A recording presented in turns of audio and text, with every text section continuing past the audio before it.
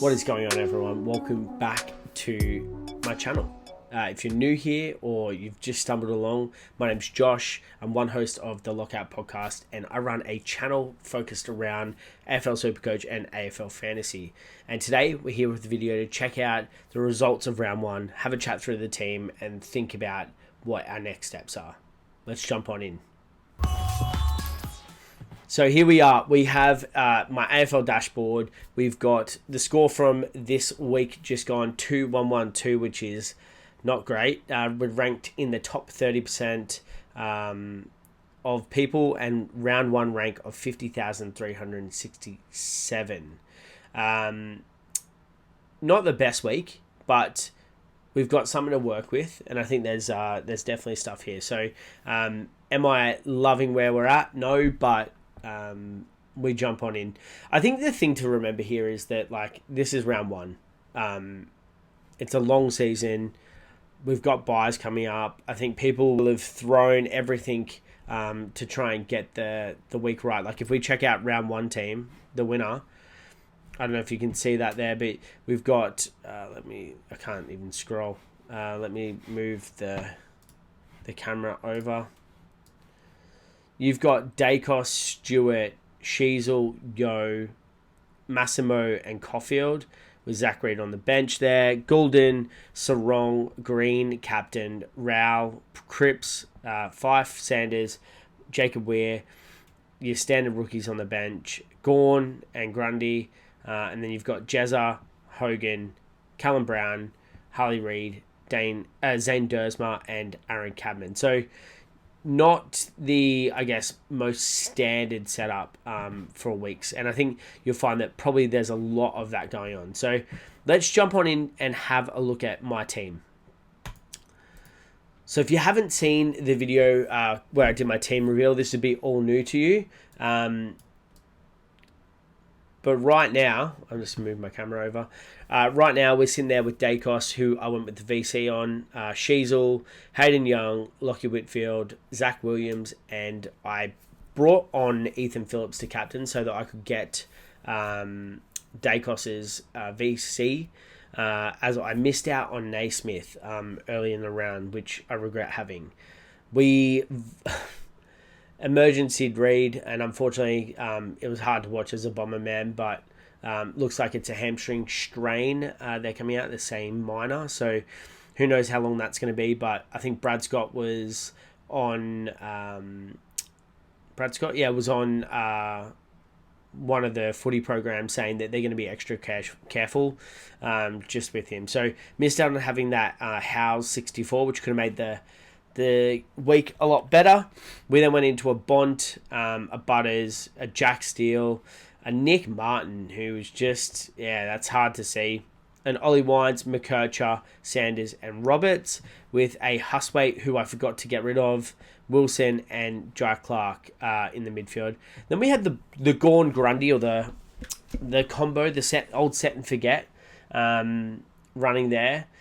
Wasn't ideal. I think Grundy looked a little lost. Gave away, I think it was like 7 free kicks, so that was awful. Naismith obviously didn't play. I'm hoping that he'll play at some point because he's going to generate a fair bit of cash, which is obviously what we want there. Let me turn that on. So yeah, you've got that minus 46 break even. So he doesn't have to score very well, and he's still going to make some cash. We then jump down into the forward line, which I backed in Flanders, and I'm happy I did with the 128. Looked good. And then Zach Fisher, kind of the opposite of what happened with Flanders. Fyfe, I have Fyfe in SuperCoach. I don't have him in Fantasy, and I think that's just the way that he plays. Like, it makes more sense in SuperCoach, and I think you get rewarded for those little ones. Then we got James Jordan and 84. Harley Reid with the 78, which isn't terrible. I didn't watch a lot of this game. I was out with some mates, but 78's not bad, and better than what we had on the bench. Sexton with the 63, not ideal, but look, we'll take what we can get there. And then Lazaro on the bench and Cadman. I think both of these players will be better for a second run at it, especially Cadman. He will definitely do better against... Who are they playing this week? West Coast. So I think, yeah, he should have a pretty decent day out. But I also think that Lazaro is going to improve as well. Now, there are obviously some changes that I need to make. We've got Zach Williams, who is on a bye this week.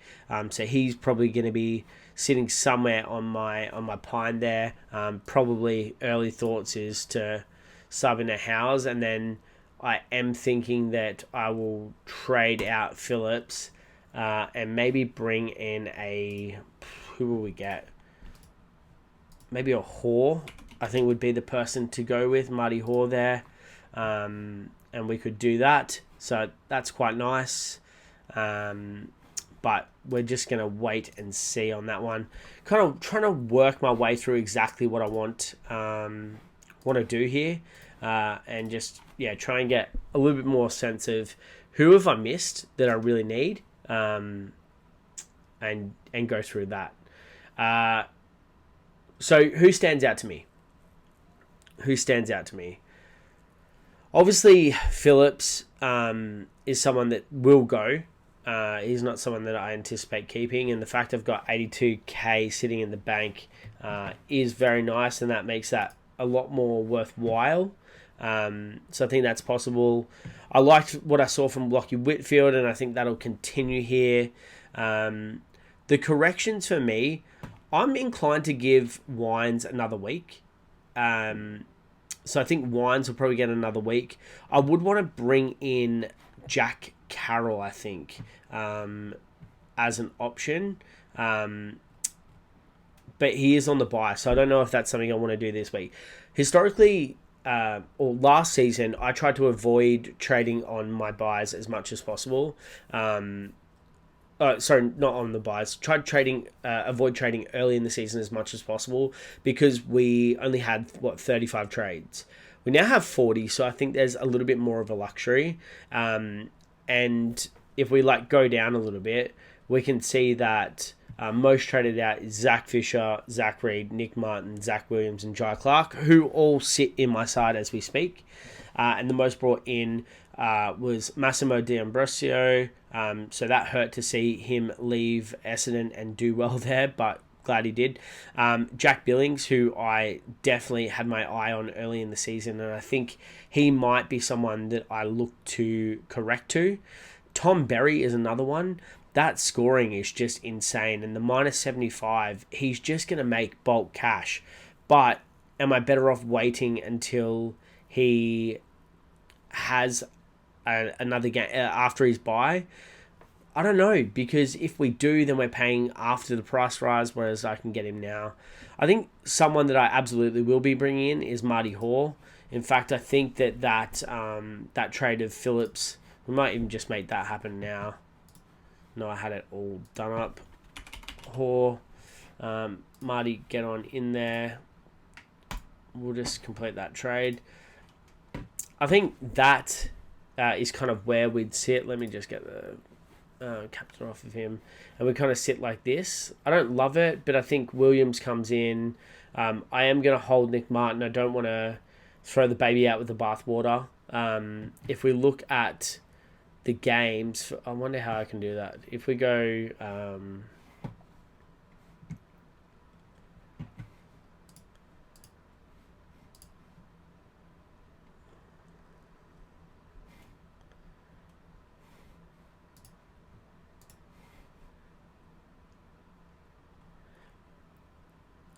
if we look at the games that are upcoming, we've got St Kilda versus Collingwood on the Thursday night, so I need to make a decision about what I'm going to do with a Darcy Wilson.